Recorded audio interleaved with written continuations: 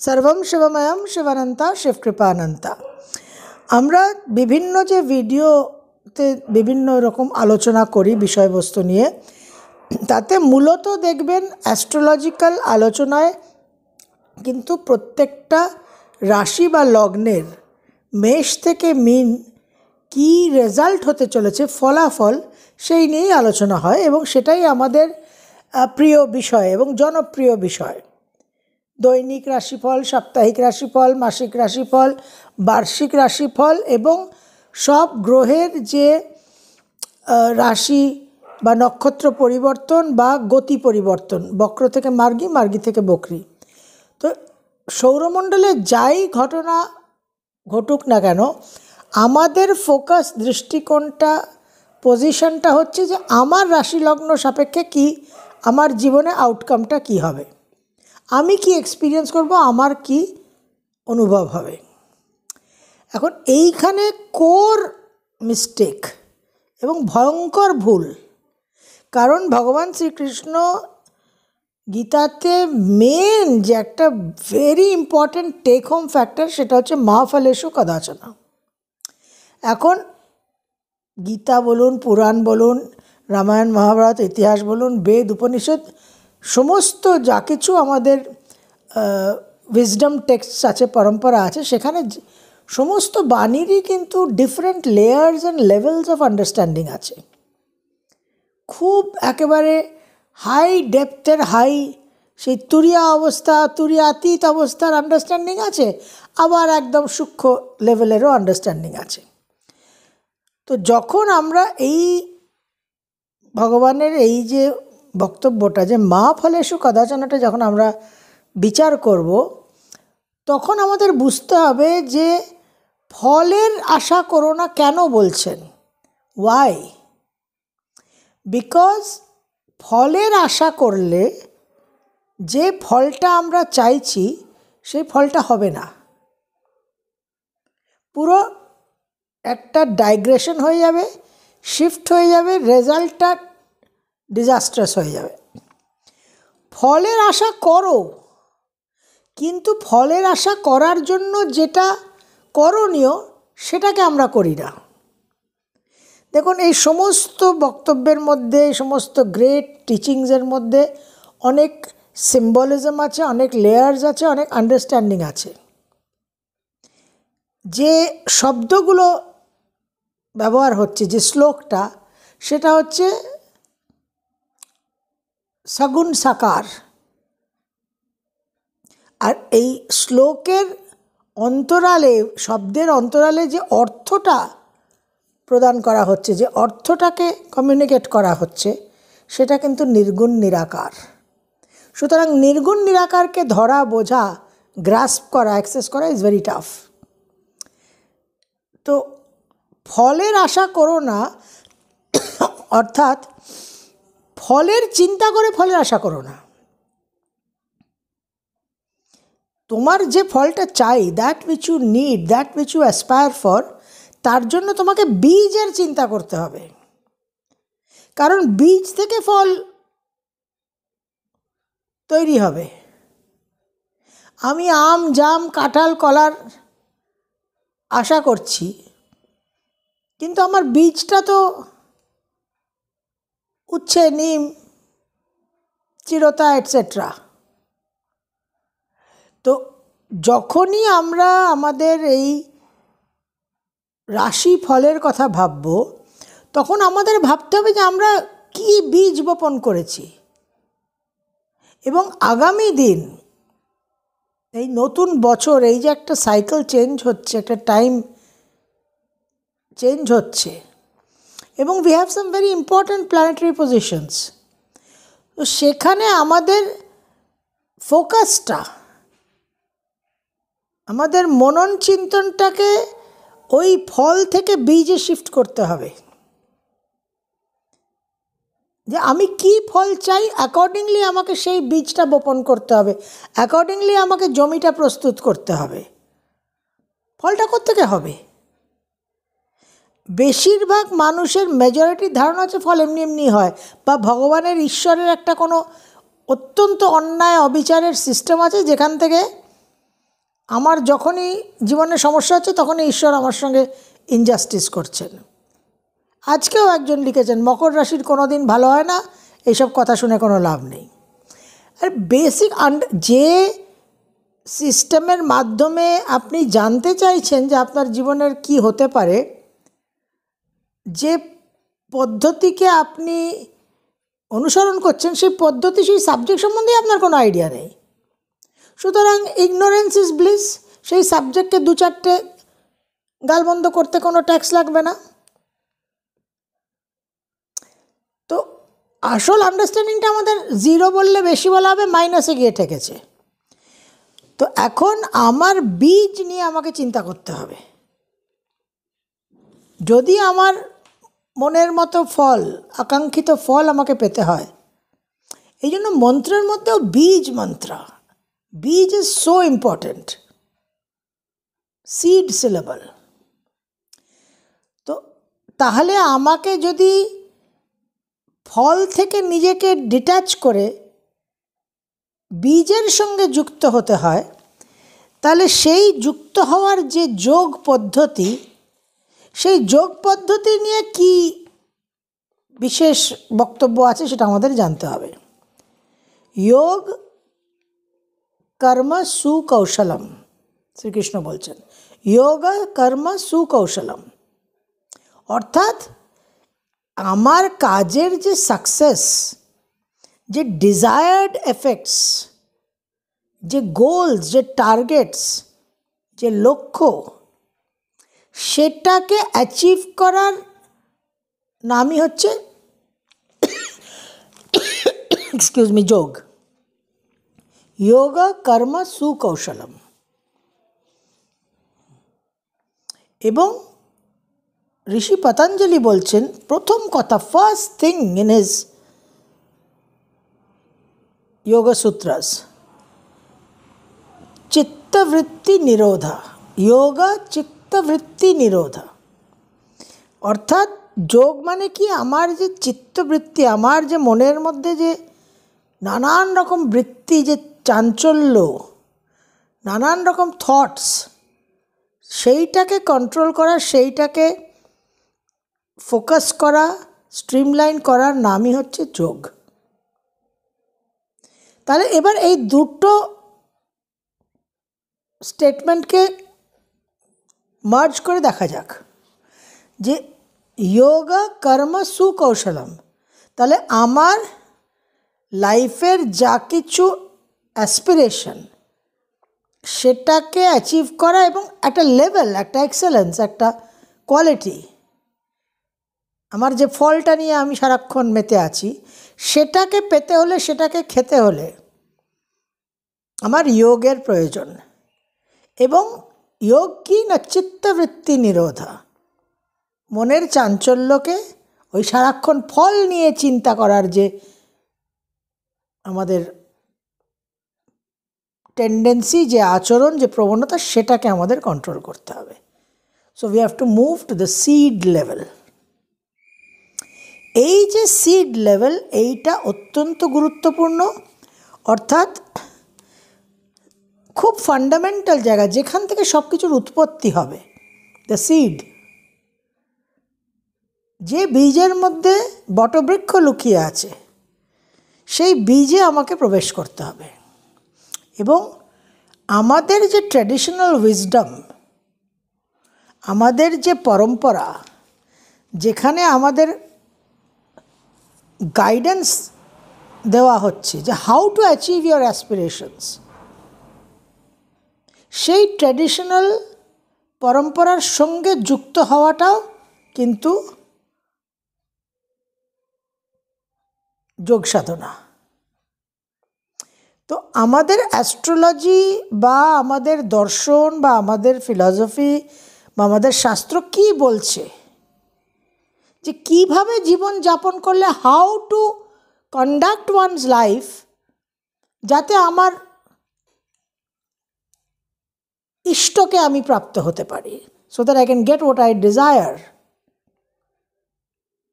তার জন্য 3টে বিষয়কে গুরুত্ব দেওয়া হয়েছে: যজ্ঞ, দান আর তাপস। আমি আগেই আপনাদের বলেছি যে 360 ডিগ্রির কালপুরুষের রাশিচক্র থেকে বেরোতে হবে। Next time you go to a temple, আপনি যখন মন্দিরে যাবেন, বিশেষ করে বড় বড় ক্ষেত্রগুলোতে, খেয়াল করবেন যে মন্দিরের একদম চূড়ায়, সাউথ ইন্ডিয়ায় যে গোপুরমগুলো হয়, একদম চূড়ায় একটা ফেস, একটা মূর্তি থাকে, একটা মুখ থাকে ঈশ্বরের। এটা সর্বত্র। তার কারণটা কি না, ওই লেভেল থেকে, ওই হাইট থেকে, ওই পজিশন থেকে সব কিছুকে দেখছে। তাহলে যারা পথঘাটে হাঁটছে মন্দিরে, তাদের একটা ভিউ, তাদের একটা আন্ডারস্ট্যান্ডিং, তাদের একটা পার্সপেক্টিভ।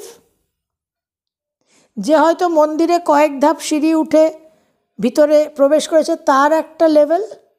আর একদম চূড়ায় ওই যে মূর্তিটা, ওই যে মুখটা করা আছে, তার কিন্তু একটা টোটালি আলাদা 360 ডিগ্রিজ ভিউ। তাহলে অ্যাস্ট্রোলজিক্যাল রেজাল্টটা যদি আমাকে পেতে হয়, ডিজায়ার্ড এফেক্টটা পেতে গেলে আমাকে ওই হায়ার লেভেলে যেতে হবে।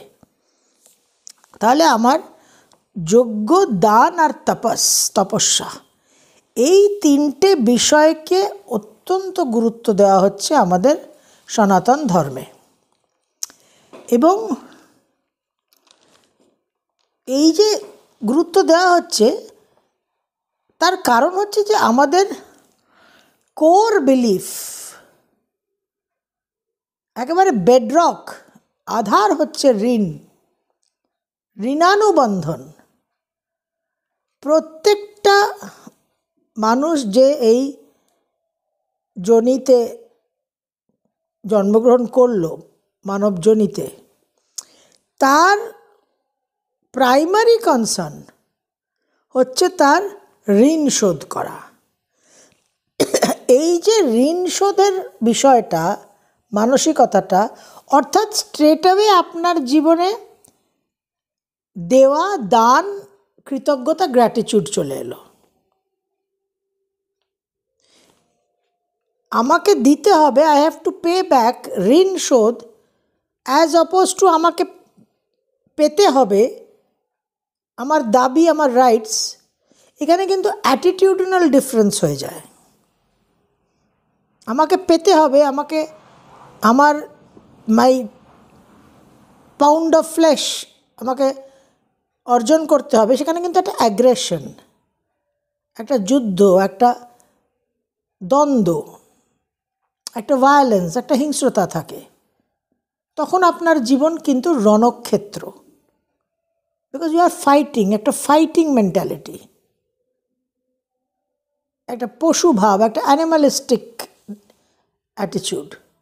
কিন্তু যখনই আমাকে দিতে হবে, আমি কৃতজ্ঞ, আই এম গ্রেটফুল, তখন আমার মধ্যে একটা সৌম্য ভাব আসছে। তখন আমি অন্যান্যদের সঙ্গে একটা বিশেষ আন্তরিকতায়, সহানুভূতিতে কানেক্টেড। তখন আমার জীবনে একটা কালেকটিভ, অন্যান্য মানুষের সঙ্গে, অন্যান্য প্রাণীদের সঙ্গে একটা সেলিব্রেশন, একটা উৎসবের পরিবেশ, সেক্রেড, সব কিছুই পবিত্র। এই যে আমাদের থিওরি, কনসেপ্ট, ফিলসফি, এই জায়গাটা, এই যে বাসুদৈব কুটুম্বকম, যে সবাই, এই যে ইনক্লুসিভনেস, এটাই জুপিটার। বারবার জুপিটার আর স্যাটার্ন ঘুরে ফিরে আসছে কেন না, জুপিটারের এই মেষের অবস্থান টিল 1 মে 2024, তারপর জুপিটার প্রথম অর্থ পুরুষার্থের জায়গায় যাচ্ছে বৃষ রাশিতে। তাহলে আমার জীবনকে আরও অর্থপ্রদ করা, লক্ষ্মী আরও ভ্যালিউ অ্যাডিশন করা জীবনে, এই জায়গাগুলো, এই বিষয়গুলো 2024 will come in to the forefront. তাহলে আপনার যেরকম ওয়েদার, যেরকম ক্লাইমেট, সেরকম যদি আপনি আচরণ করেন তবেই আপনার জীবনে আপনি যে ফলটা চাইছেন সেটা পাবেন। প্রচণ্ড শীতে যদি আপনি আদ্যির পাঞ্জাবি পরে ঘুরে বেড়ান তাহলে নিউমোনিয়া হয়ে আইসিইউতে ভর্তি হতে হবে। তাহলে ক্লাইমেটটা বুঝতে হবে এবং what are you suppose to do, আপনার ধর্ম কী, নেসেসারি অ্যাকশন কী সেটা বুঝতে হবে। আমি কি করতে হবে জানি না, কি ক্লাইমেট জানি না, নেসেসারি অ্যাকশন কি জানি না, অথচ আমি ফলের আশা করে বসে আছি, তো ন্যাচারালি সেখানে আমার রেজাল্ট মাইনাসে গিয়ে ঠেকবেই। তাহলে আমার সনাতন ধর্মের যে ফ্যাব্রিকটা, যে থিঙ্কিংটা, সেটা কিন্তু একটা সেক্রেড, পবিত্র, সব কিছুকে শ্রদ্ধা করা, respect and reverence every life form, living, non living, every creature, প্রত্যেকটা প্রাণী, প্রত্যেকটা বস্তুর মধ্যে ঈশ্বরের অবস্থান। তো এই যে একটা রঙ্গভূমি, একটা উৎসব স্থল, একটা ক্ষেত্র যেখানে সমস্ত মানুষ, সমস্ত প্রাণী আনন্দের সঙ্গে বসবাস করছে, এইখানে এই ঋণের যে কনসেপ্টটা, ঋণানুবন্ধন, এটাকে যদি আমি রিপ্লেস করে দিই উইথ আমার কি পাওনা আছে, অর্থাৎ আমি আপনার থেকে কি পাই, তখনই একটা অ্যাগ্রেশন, একটা রঙ্গভূমি রণভূমিতে পরিণত হয়। তো এই জন্য এই আমাদের যে যজ্ঞ, দান আর তপস, এই তিনটে আমাদের অস্তিত্বকে একটা খুব পবিত্র, সেক্রেড রঙ্গভূমিতে পরিণত করে রাখে এবং সেখানে আমাদের এই নানান রকম দশা, গ্রহ, লগ্ন থেকে দ্বাদশ ভাব এক একটা ইন্ডিকেশন দেয়। এবার এই যে দান বিষয়টা, দান বলতেই আমরা মনে করি যে আমার সব কিছু চলে গেল, লস, 12th হাউস। কেন মনে করি? কারণ আমাদের স্টাডিটা নেই, অধ্যয়নটা নেই, ইগনোরেন্স, অজ্ঞানতা। যজ্ঞ বলতেই আমরা মনে করি কাঠ জ্বালিয়ে কিছু ফায়ার রিচুয়াল, তা কিন্তু নয়। যজ্ঞ অর্থাৎ এই যে বারবার একটা কথা বললাম যে অর্থটাকে বুঝতে হবে, বিহাইন্ড দ্য ওয়ার্ডস, সগুণ আর নির্গুণ, এই দুটো লেভেলকে বুঝতে হবে। ফায়ার রিচুয়ালটা ইম্পর্টেন্ট, হাওয়ান যে কনসেপ্টটা সেটা ইম্পর্টেন্ট, কিন্তু হাওয়ান থেকে একটা মানে উদ্ধার করতে হবে অ্যান্ড অ্যাপ্লাই করতে হবে। তাহলে যখনই একটা যজ্ঞ হচ্ছে তখন একটা যজমান আছে, একটা দেবতা আছে। তাহলে যজমান তার কাছে যা কিছু রিসোর্স আছে সেটাকে সে দিয়ে দেবতার কাছে কিছু সংকল্প করে, কিছু প্রার্থনা করছে, কিছু চাইছে ইষ্ট। তাহলে এই যে প্রসেসটা, অর্থাৎ আমি যজমান হয়ে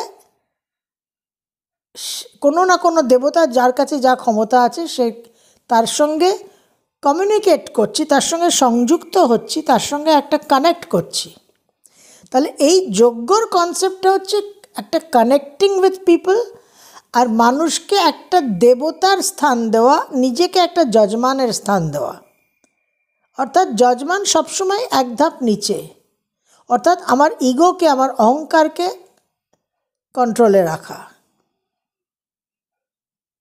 এবং ইগো এবং অহংকার কন্ট্রোলে না থাকলে কখনোই আপনি সেক্রেট, পবিত্র, রেসপেক্ট, রেভারেন্স দিয়ে চলতে পারবেন না জীবনে। এবং ইগোই হচ্ছে সেই সেপারেটিং ফ্যাক্টর। এবং ইগোই হচ্ছে সেই বিষয় যার জন্য শনি মহারাজ হাতে দণ্ড নিয়ে ঘুরে বেড়াচ্ছেন। এবং এই 2024-এ যে শনির যে ইম্পর্টেন্স, যে নিউমারোলজিক্যাল ইম্পর্টেন্স, শনি বারবার কিন্তু আমাদের মনে করিয়ে দেবেন যে আমাদের কি কি ঋণ আছে, এবং শনি আমাদের এই ঋণ শোধ করার যে জায়গা সেটা তৈরি করবেন বারবার বারবার। হি ইজ ইন কন্ট্রোল নাও। তো আমাদের যে ঋণ, যার ভিত্তিতে, যার বেসিস আমাদের জীবন, আমাদের জন্ম, সেটাকে যদি আমরা পালন না করি, তখন শনি আমাদের সেই সোজা আঙুলে ঘি না উঠলে বাঁকা আঙুলে উঠবে সেই যে সিস্টেমটা আছে, সেই সিস্টেমটাই চলে। বর্তমানে কর্কট বৃশ্চিকের ঢাইয়া আর মকর কুম্ভ মিনের সাড়ে সাথী। অর্থাৎ কি না, সোজা আঙুলে ঘি ওঠেনি, তাই এবার বাঁকা আঙুলে ওঠাতে হবে।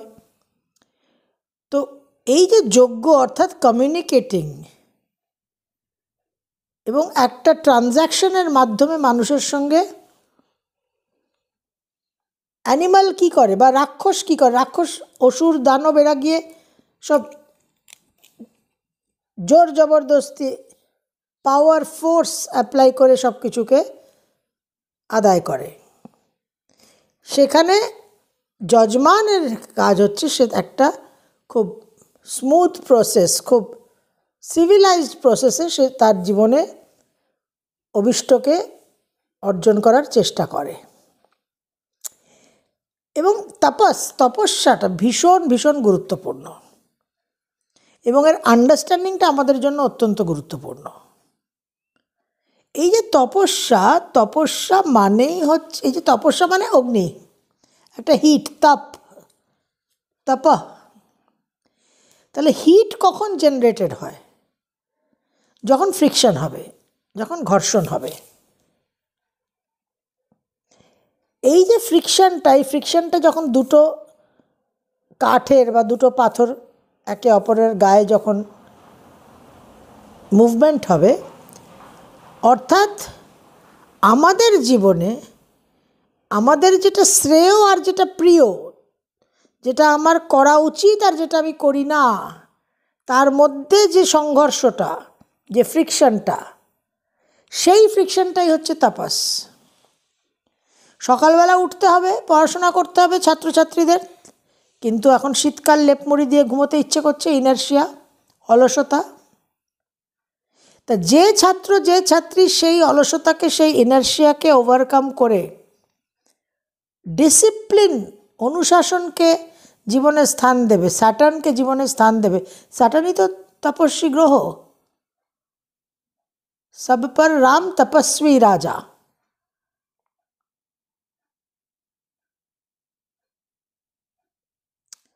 তো আমার জীবনের যে কষ্টগুলো, যে হার্ডশিপগুলো, যে অবস্টেকলগুলো,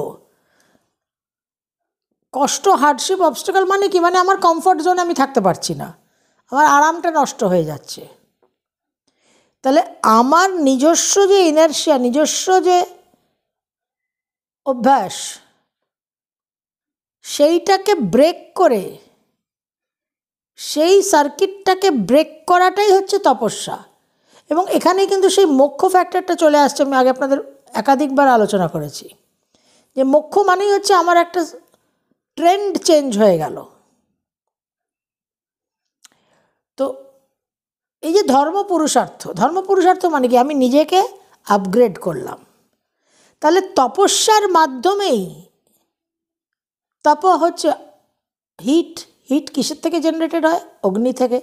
ধর্ম পুরুষার্থর যে রাশিগুলো, সেটা কি তত্ত্বের রাশি? অগ্নি। তাহলে যখন আমি আমার নিজেকে আপগ্রেড করতে যাব, নিজেকে উন্নত করতে যাব, আমার অভিষ্ট, আমার ফল চাই, রাশিফল যেন একেবারে A to Z আমার জন্য এক্সোটিক কিউই, ড্রাগন ফ্রুট হয়, তাহলে আমাকে নিজেকে আপগ্রেড করতে হবে। আপগ্রেড করা মানেই নিজের কমফর্ট জোন থেকে বেরিয়ে তপস্যা করা। এবং দান, দান মানে আমার সব চলে গেল, হায় হায় হায়, আমি কপর্দক শূন্য হয়ে গেলাম আর বাকি সবাই ওয়ারেন বাফেট হয়ে গেল, তা নয়। দান মানে হচ্ছে you are giving back to society. অত্যন্ত গুরুত্বপূর্ণ এই জায়গাগুলো। আমরা এই তাত্ত্বিক আলোচনাগুলো করি না, জানি না, সেই জন্য আমাদের কোনো ফলিত কোনো ফল নেই। কি করতে হবে? ভালো চাকরি চাইলে, মোটা টাকার মাইনে চাইলে, বড় 4 বেডরুম ফ্ল্যাট চাইলে, বড় এসইউভি চাইলে, ফরেন ট্যুর চাইলে, সন্তানাদি, বিবাহ, সুখী পরিবার, সুখ শান্তি সমৃদ্ধি, এগুলো চাইলে এগুলো কী করতে হবে সেটা তো আমাদের বুঝতে হবে। আমরা পঞ্চযজ্ঞ নিয়ে আলোচনা করেছি যে এই পঞ্চযজ্ঞ মাস্ট হিউম্যান লাইফে। এবার তার মধ্যে আপনি কতটা কী করতে পারছেন সেটা আপনাকে ম্যানেজ করতে হবে। দেবঋণ, পিতৃঋণ, ঋষিঋণ এগুলোকে মেটাতেই হবে। এখন আমাদের যে দানের কনসেপ্ট, অর্থাৎ 12th হাউস, শনি গ্রহ কোন নক্ষত্রে বসে আছে? শতভিষা।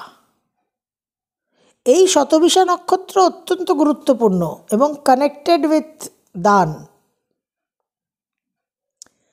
5th এপ্রিল 2024 শনি পূর্ব ভাদ্র নক্ষত্রতে প্রবেশ করবেন শতভিষা ত্যাগ করে।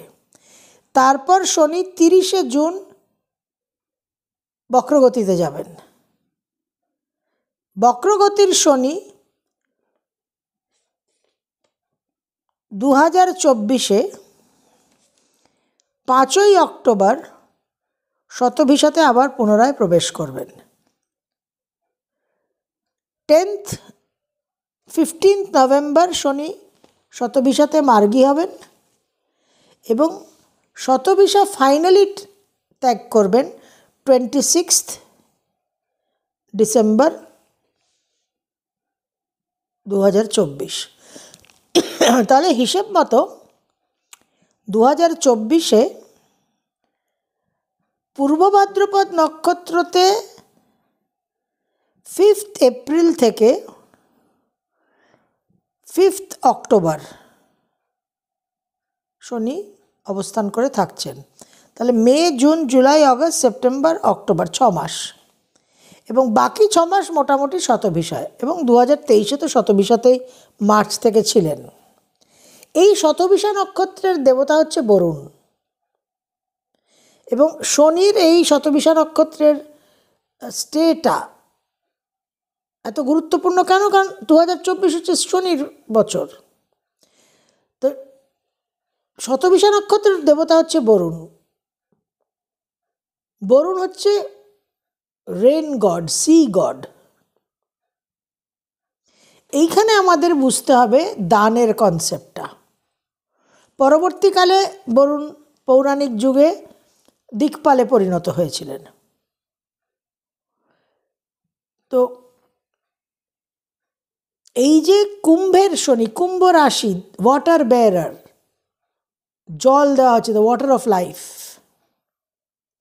তো দান হচ্ছে সেই বিষয় যেখানে আমরা দেখি যে সমুদ্রের জল সমুদ্র ত্যাগ করছে, water is living the sea, কিন্তু সে ফিরে আসছে সমুদ্রে নদীর মাধ্যমে।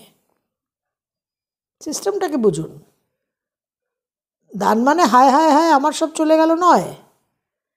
জল নদী সমুদ্র ত্যাগ করছে, করে নদীর মাধ্যমে সে আবার সমুদ্রে ফিরে আসছে, মাঝপথে সে বৃষ্টি হচ্ছে।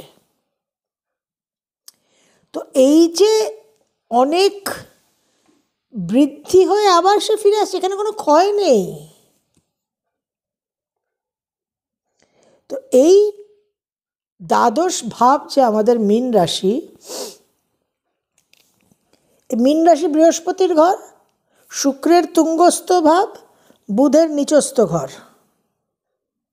এখানে বর্তমানে রাহু, এবং এই রাহু 2025 মার্চ অবধি অবস্থান করবে। রাহু এক্সপ্যানশনের প্ল্যানেট, আবার রাহু ভুল জায়গাতেও নিয়ে যায় আপনাকে। তো এই দানের যে ভাবটা,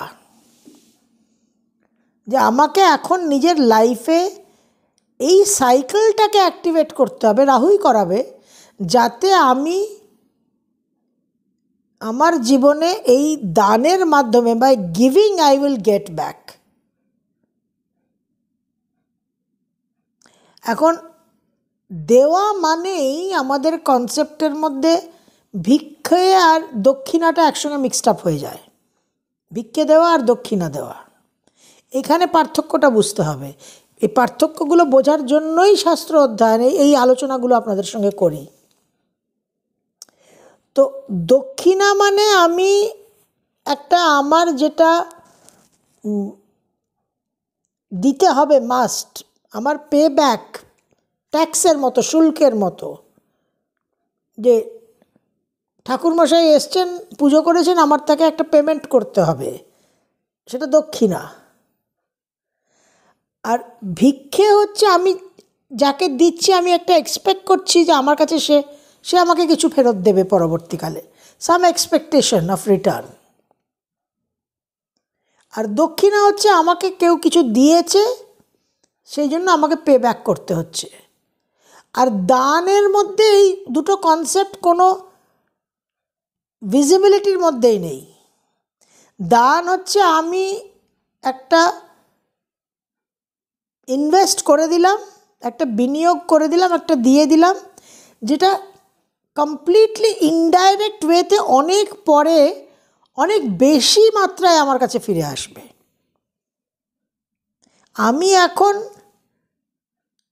100 টাকা ঠাকুরমশাইকে দক্ষিণা দিলাম, কারণ তিনি আমার একটা পুজো করেছেন। আমি একটা গরিব দুঃখী আমার চৌকাটে এসছে, তাকে আমি 100 টাকা ভিক্ষে দিলাম, এক্সপেক্ট করছি যে সে না হলেও আমি কোনো না কোনোভাবে এই ভিক্ষে দেওয়ার জন্য আমার একটা পুণ্যফল হলো, তা আমার খাতাতেও একটা কিছু নোটিং হলো ক্রেডিটে। আমার ডেবিটের কলমে যেহেতু 100 টাকা গেল, আমার ক্রেডিটেও কিছু নোটিং হলো। কিন্তু আমি যখন দান করছি, তখন আমি ওখানে ওই মাহফলে সুকাদা আছে না, আমি কিচ্ছু ভাবছি না। কেন না, আমার সেই উইজডমটা আছে, বৃহস্পতির সেই প্রজ্ঞাটা আছে, যে প্রজ্ঞা আমাকে পেনি ওয়াইজ পাউন্ড ফুলিশ করে না, খুচরো ভাবায় না। যে প্রজ্ঞা আমাকে এই জ্ঞানটা দিয়েছে, এই উদারতাটা দিয়েছে, এই বোধটা দিয়েছে, যে আজকে আমি এই দান হিসেবে যেটা অ্যালোকেট করলাম, সেটাকে আমি ভুলে গেলাম, আই ফরগেট অ্যাবাউট ইট। যে জল সমুদ্র থেকে বেরিয়ে গেল বৃষ্টি হয়ে, সেই জলই আবার নদী হয়ে সমুদ্রে ফেরে। সমুদ্র কোনো অ্যাকাউন্টিং করে না, কোনো কাউন্টিং করে না। That is why it is magnanimous, it is huge, big, বিশাল, বৃহতের জগৎ বৃহস্পতি। সেইখানে যখন ওয়ান পাইস ফাদার মাদার হিসেব হয়, সেটা বুধ, সেই জন্য বুধ ওখানে নিচস্থ। এবং এই দানের যে আন্ডারস্ট্যান্ডিং, দানের যে প্রয়োগ, দানের যে আনন্দ, যে রঙ্গভূমি, যে উৎসব, যে সেক্রেট পবিত্র ইমোশন, সেটা হচ্ছে শুক্র এক্সল্টেড। তো এই যে সিস্টেম, যে আমাদের শাস্ত্রে বলা আছে যে কিভাবে জীবনকে যাপন করবে, ভালো না লাগলে ওয়েল অ্যান্ড ফাইন, সাধনা করুন, ম্যানিফেস্ট করুন, যাতে পরবর্তী জীবন অন্য কোনো ধর্মে হয় যেখানে এত কিছু করতে হবে না, যেখানে সিস্টেমই আলাদা। কিন্তু এই সনাতন ধর্মে যখন জন্ম হয়েছে তখন এটা ফলো করতে হবে, এটাই হচ্ছে সিস্টেম। তো আমাদের এই যে ধনুতে মঙ্গল, মেষে বৃহস্পতি, এর অর্থ কী? Action for fortune guided by wisdom. মঙ্গল অ্যাকশন, সে বসে আছে ফরচুনের ঘরে, ভাগ্যস্থানে, তাকে দৃষ্টি প্রদান করছে, অ্যাসপেক্ট করছে বৃহস্পতি। তো বৃহস্পতির দুটো অ্যাট্রিবিউট, একটা সে ফরচুন, একটা সে উইজডম, আর মঙ্গল হচ্ছে অ্যাকশন। তাহলে action for fortune guided by wisdom. এবার অ্যাকশান কি, ফরচুন কি, উইজডম কি, কোনো কিছুই যদি কিছু না জানি, যে আমাকে যজ্ঞ করতে হবে, আমাকে দান করতে হবে, আমাকে তপস্যা করতে হবে, আমাকে ফলের চিন্তা করতে হবে না, আমাকে বীজের চিন্তা করতে হবে। ফলের চিন্তা করতে হবে না মানে আমি সেটাকে যদি বিকৃতভাবে ভাবি যে আমি কিছুরই চিন্তা করব না, তাহলে আমি তো, ভগবান শ্রীকৃষ্ণ তো বলেছেন সর্বধর্ম মারো গলি মমেকম শরণম ব্রজ, কিছুই করতে বারণ করেছে, মানে আমাকে স্মরণ করো তাহলেই সব হবে, যোগক্ষেমম বাহম্যম, তাহলে আমি কিছুই করব না, আমি অলস হয়ে বসে থাকি, উনি তো আমাকে সব জুটিয়ে দেবেন। এরকম বিকৃত চিন্তাভাবনাও আমাদের হতে পারে, কুতার্কিকদের এরকমই হয়। কিন্তু সঠিক পথে চললে, কারেক্ট উইজডমের পথে চললে এটাই বুঝতে হবে যে ফলের চিন্তা করো না মানে ফলের বিষয় না ভেবে ফলটা যেখান থেকে উৎপত্তি স্থল, সেই বীজের কথাটা ভাবো, সেই বীজ বপনের কথাটা ভাবো, সেই জমি প্রস্তুত করার কথাটা ভাবো। যে জমিকে প্রস্তুত করতে হলে চিত্তবৃত্তি নিরোধা ইজ ইম্পর্ট্যান্ট, যে জমিকে প্রস্তুত করতে হলে যজ্ঞ দান আর তপস্যা ইজ ইম্পর্ট্যান্ট, যে ইষ্ট ফলটা পেতে হলে সেই জীবনের এক্সেলেন্সটা, সেই জীবনের যে কাম্যটা, wish fulfilment, wish fulfilling cow, কামধেনুকে যদি পেতে হয় তাহলে যোগ কর্ম সুকৌশলম, সঠিকভাবে কর্মটাকে কারেক্ট ওয়েতে, ইন দ্য হাইয়েস্ট মেথড কর্মটাকে করতে হবে। আমরা কিছুই করব না, কিছুই জানি না, অথচ আমরা বেস্ট রেজাল্টস চাই, এবং তারপর যখন কিছুতেই কিছু হয় না, কারণ অ্যাপ্লিকেশন, চাষটা, বীজটা, জমিটা সবটাই তো করাপ্ট হয়ে আছে, সুতরাং ফসলটাও তাই হবে। তখন বলবো মকর রাশির কিছু হবে না, সিংহ রাশির কিছু হবে না, কন্যা রাশির কিছু হবে না, বৃশ্চিক রাশির কিছু হবে না। প্রতিদিন কোনো না কোনো রাশি লগ্নের মানুষ এই কমেন্ট, এটা একটা জেনারেল কমেন্ট হয়ে গেছে, কোনো আইডিয়াই নেই। তো এই যজ্ঞ দান আর তপস, এই তিনটে ভেরি ভেরি ইম্পর্ট্যান্ট, এবং এইটার যে ভারটা, যে দায়বদ্ধতা, we can't escape that. Saturn কিন্তু সেখানে আমাদের উপর বিশেষভাবে নজর রাখেন, এবং 2024 তো রাখবেনই, এবং যারা ঢাইয়া আর সাড়ে সাতির ক্যান্ডিডেট তাদের জন্য এক্সট্রা ভিজিলেন্স। তো এইটা আমাদের খেয়াল রাখতে হবে, এইটা খেয়াল না রাখলে, এই সঠিক চিন্তাভাবনাটা না করলে কিন্তু সমস্যা এক্সপোনেনশিয়ালি বৃদ্ধি হবে।